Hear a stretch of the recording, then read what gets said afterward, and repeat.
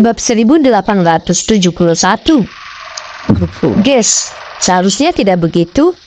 Iwan kaget saat membalik-balik halaman laporan data. Jelas sekali bahwa dia tidak pernah membayangkan bahwa akar permasalahannya adalah lini produksi grup Hughes. Selain itu, Darius berteman baik dengan Yuda, dan karena keluarga Gumblarlah yang membantu Mustika Group membangun hubungan ini dengan grup Hughes, tidak ada alasan bagi Darius untuk menyabotase mereka sama sekali. Tidak hanya itu, keluarga Hughes seperti keluarga Hilton adalah salah satu keluarga terkuat di wilayah selatan, dan pengaruh mereka setara satu sama lain. Tidak ada alasan untuk menjelaskan bagaimana Joel bisa membujuk Darius melakukan hal ini. Kesimpulannya, jika ada penjelasan logis mengapa Darius akan membantu Joel menyabotase grup Mustika Ratu sama sekali, mungkinkah ini ada hubungannya dengan Gordon, Iwan? Ratna berkata agak ragu-ragu saat dia merasakan kebingungan Iwan. Gordon adalah mantan pacarnya dan karena itu Ratna akrab dengan kepribadiannya. Dari apa yang dia ingat, dialah yang selalu menyimpan dendam dan mengingat Iwan melukainya terakhir kali mereka bertemu untuk melindunginya. Mau tak mau, Ratna bertanya-tanya apakah Gordon melakukan ini untuk membalas dendam pada Iwan karena ini. Aku tidak bisa mengatakan itu tidak mungkin. Iwan tiba-tiba teringat akan pertemuannya yang tidak menyenangkan dengan Gordon.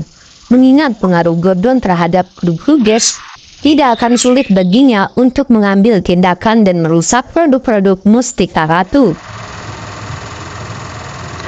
Gordon tentu saja mempunyai motif dan kemampuan untuk melakukan hal ini. Namun ini hanyalah hipotesisnya dan Ratna.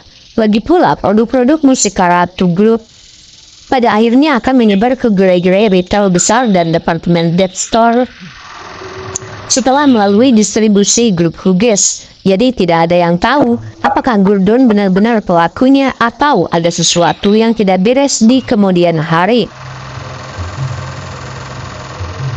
Sudahlah, saya akan menelpon Tuan Hughes sekarang dan memberitahunya tentang kali ini. Kita akan lihat apa yang dia katakan. Iwan akhirnya memutuskan karena dia tidak memiliki bukti nyata tentang keterlibatan Gordon dalam hal ini. Iwan belum bisa memastikan apapun. Tidak ada yang bisa dia lakukan selain memberitahu Darius tentang hal ini dan biarkan dia yang menanganinya. Mengetahui bahwa grup Hughes mungkin memiliki salinan catatan data yang sama, dia yakin Darius dapat menemukan satu atau dua petunjuk tentang hal ini. Namun Gordon adalah menantu keluarga Hughes dan menurut hubungannya tidak ada keraguan bahwa segala sesuatunya akan menjadi rumit jika Gordon benar-benar menjadi dalang di balik semua ini. Namun apapun hasilnya, Iwan tahu bahwa memberitahu Darius tentang hal ini adalah hal yang benar. Dengan itu dia mengambil foto laporan data tersebut dan mengirimkannya ke Darius. Kemudian dia menelpon Darius dan menjelaskan semuanya kepadanya. Saat ini Darius sudah mengetahui apa yang terjadi melalui berbagai outlet berita.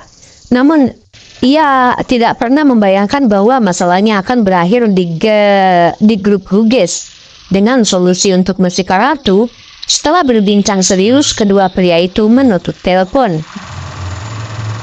Bab 1872. Di kantor manajer umum grup Hughes, ekspresi Darius menjadi gelap setelah dia menutup telepon. Segera dia menelpon direktur departemen pasokan produk dan memerintahkan dia untuk mencetak salinan laporan data dan menemuinya di kantor. Setelah beberapa waktu, seseorang mengetuk pintunya. Seorang pria berusia pertengahan 50-an membuka pintu dan masuk ke dalam ruangan. Pria itu tidak lain adalah direktur departemen pasokan produk Hughes, Tuan Carik. Tuan Hughes, Tuan, ini laporan data yang Anda inginkan, gumam Tuan Carik sambil menyerahkan dokumen tersebut kepada Darius. Darius mengambil dokumen itu darinya, membolak-baliknya, lalu melihat sekilas laporan data yang dikirimkan Iwan kepadanya. Setelah memverifikasi, Darius segera menemukan bahwa akar masalahnya terletak pada departemen distribusi grup Hughes. Kurang ajar, siapa yang tega melakukan hal ini? Darius sangat marah dengan hal ini dan segera melompat dari kursinya. Dia awalnya berpikir bahwa masalah ini muncul di bagian lain dari rantai distribusi dan karenanya tidak ada hubungannya sama sekali dengan grup Hughes. Dia tidak pernah bermimpi bahwa seseorang di departemen distribusi dapat merusak ini. Orang hanya bisa membayangkan kemarahannya karena hal ini. Tuan Carik beritahu semua orang di departemen pasokan dan distribusi produk untuk mengumpulkan setiap laporan data terakhir yang mereka miliki dan temui saya di ruang konferensi. Saya mengadakan pertemuan darurat.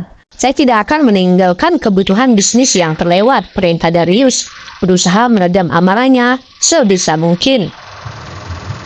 Meskipun saat ini dia mengetahui bahwa masalahnya terletak pada departemen distribusi, Darius masih tidak tahu siapa dalang di balik semua ini. Dan oleh karena itu, dia perlu menyelidikinya secara menyeluruh. Ya Tuan, Tuan Carik menjawab dengan berkicau dan meninggalkan ruangan. Beberapa menit kemudian, semua karyawan departemen pasokan dan distribusi produk berkumpul di ruang konferensi, termasuk Gordon, yang merupakan direktur yang membawahi departemen distribusi. Dia baru saja tiba di kantor belum lama ini dan baru saja duduk ketika dia dipanggil untuk rapat darurat. Karena dialah yang pertama kali merusak produk tersebut, dia jelas mengantisipasi bahwa Darius akan mengadakan pertemuan ini segera setelah dia mengetahuinya. Untungnya dia telah mempersiapkan skenario ini sebelumnya dan mengatur agar ada kambing hitam yang akan disalahkan, jadi dia sama sekali tidak khawatir Darius akan mengetahui bahwa itu adalah dia. Seperti yang Gordon perkirakan setelah melakukan penyelidikan menyeluruh, Darius berhasil mempersempit kecurigaannya pada salah satu manajer departemen distribusi. Dikatakan bahwa manajer telah bersiap untuk momen ini dan mengambil cuti sakit beberapa hari yang lalu. Sementara itu, dia mendapatkan hadiah besar yang dijanjikan Gordon kepadanya dan melarikan diri dari kota. Darius hampir meledak amarahnya ketika dia mengetahui hal ini. Tetapi mengetahui bahwa tidak ada lagi yang bisa dia lakukan, dia tidak punya pilihan selain mengalah. Dapat dibubarkan, semua orang boleh pergi sekarang kecuali Gordon. Perintah Darius memberi isyarat agar semua orang kembali ke tugas masing-masing. Kerumunan itu menghilang dan tak lama kemudian satu-satunya orang yang tersisa di ruangan itu hanyalah dia dan Gordon. Darius, mengapa kamu ingin bertemu denganku secara pribadi? Gordon pun bertanya, berusaha untuk tetap setenang mungkin. Namun tetap saja dia merasa sedikit gugup.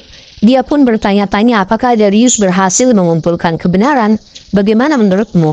Sekarang setelah semua orang meninggalkan ruangan, saya akan bertanya kepadamu untuk terakhir kalinya. Siapa yang merusak produk Mustika Ratu Group? Darius bertanya dengan dingin. Meskipun hasil penyelidikannya mengungkapkan bahwa manajerlah yang melakukannya, Darius tetap merasa sedikit curiga, terutama setelah menyadari betapa mulusnya pria ini melakukan semuanya dan melarikan diri sebelum ada yang menyadarinya. Darius bukanlah orang idiot. Jelas baginya bahwa segala sesuatunya tidak sesederhana kelihatannya. Bab 1873. Darius, bukankah kita sudah memastikan bahwa manajernya adalah pelaku di balik semua ini? Gordon menjawab dengan agak malu-malu. Jangan coba-coba membodohiku. Saya ingin tahu apa yang sebenarnya katakan padaku. Sejujurnya, apakah kamu adalah orang di balik ini? Atau apakah kamu terlibat sama sekali meski hanya sedikit? Darius menatap tajam ke wajah Gordon. Tatapannya begitu tajam, sehingga Gordon tidak bisa menahan gemetar. Darius tahu betul bahwa sebagai direktur departemen, Gordon adalah salah satu-satunya orang yang memiliki wewenang penuh. Dan tidak mungkin seorang manajer dapat mencapai prestasi yang mengesankan seperti itu dengan merusak seluruh produk Mustika Ratu Group tanpa ada yang menyadarinya. Bahkan jika dia melakukannya, tidak mungkin dia bisa lolos dari tatapan mata Gordon yang seperti elang. Darius yakin bahwa Gordon setidaknya terlibat dalam hal ini dan kemungkinan besar mendapat keuntungan dari hal ini. Secara keseluruhan, Gordon tidak mungkin tidak bertanggung jawab atas semua ini. Itu bukan aku. Gordon memprotes setenang mungkin. Tidak mungkin dia bisa mengakui kebenarannya kepada Darius. Baiklah kalau begitu, aku tidak percaya betapa bodohnya kamu terus berpegang teguh pada kebohonganmu bahkan di saat seperti ini. Darius pun mencibir. Dia sengaja mengeluarkan semua orang alih-alih menghadapinya di depan karyawannya untuk menyelamatkan muka Gordon. Bagaimanapun juga, Gordon adalah saudara iparnya dan dia berharap dengan memberi Gordon kesempatan, dia akan terus terang tentang kebenarannya. Sekalipun Gordon adalah pelaku di balik semua ini, dia tetap akan mencari cara untuk meringankan hukuman Gordon, mengingat mereka adalah saudara karena pernikahan. Namun Gordon tetap menolak mengakuinya dan betapapun marahnya dia, mau tidak mau dia merasa kecewa padanya. Aku mengatakan yang sebenarnya Darius, ini sama sekali tidak ada hubungannya denganku. Percayalah padaku, saya tidak bersalah. Gordon mencoba terus berborong untuk keluar dari masalah ini. Diam. Apa menurutmu aku ini anak berumur 3 tahun? Darius meledak ketika dia mendengar ini dan dengan sapuan lengannya, gelombang energi yang kuat meluncur langsung ke arah Gordon. Bedebluk. Gordon tidak menyangka hal ini akan terjadi sama sekali dan tidak dapat mengelak tepat waktu.